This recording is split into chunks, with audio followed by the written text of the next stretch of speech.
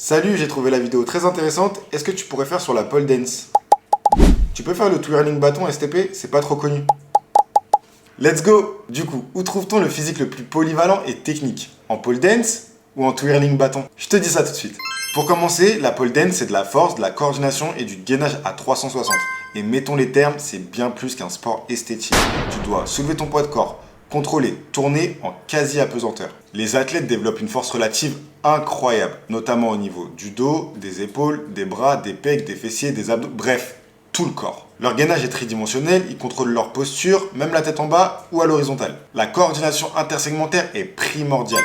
Chaque partie du corps doit suivre l'autre avec fluidité, comme si tout bougeait d'un seul bloc, sans jamais casser le rythme.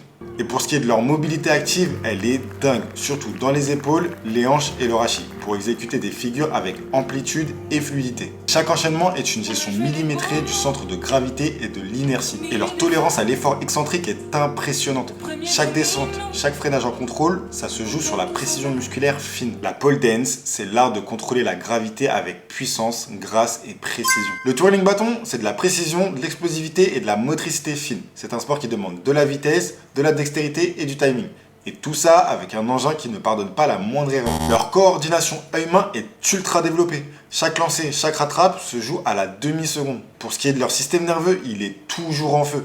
Réflexe, vitesse d'exécution, synchronisation, c'est vraiment de la haute précision motrice. Ils travaillent aussi beaucoup leur endurance anaérobie lactique parce que leurs chorés sont courtes mais intenses et sans temps mort. Et leur mental, c'est un sport d'exigence totale. Tu dois performer avec zéro marge d'erreur, tout en gardant l'artistique. Sans oublier la symétrie corporelle, les twirleuses bossent chaque mouvement des deux côtés pour éviter tout déséquilibre. Pour finir, en termes d'amplitude articulaire contrôlée, c'est difficile de faire mieux. Il faut combiner des portées extrêmes des bras et des épaules avec toujours le même objectif, garder une stabilité quasi parfaite. Le twirling, c'est la maîtrise du geste dans sa forme la plus précise. Chaque mouvement est millimétré, exécuté en rythme avec une touche d'élégance. Pour ce qui est de mon avis, si tu veux un physique puissant, gainé, capable de tout contrôler autour d'un axe fixe, la pole dance, c'est imbattable. Mais si tu veux un système nerveux affûté, de la motricité de très haut niveau et de la vitesse en finesse, là, le twirling prend clairement l'avantage.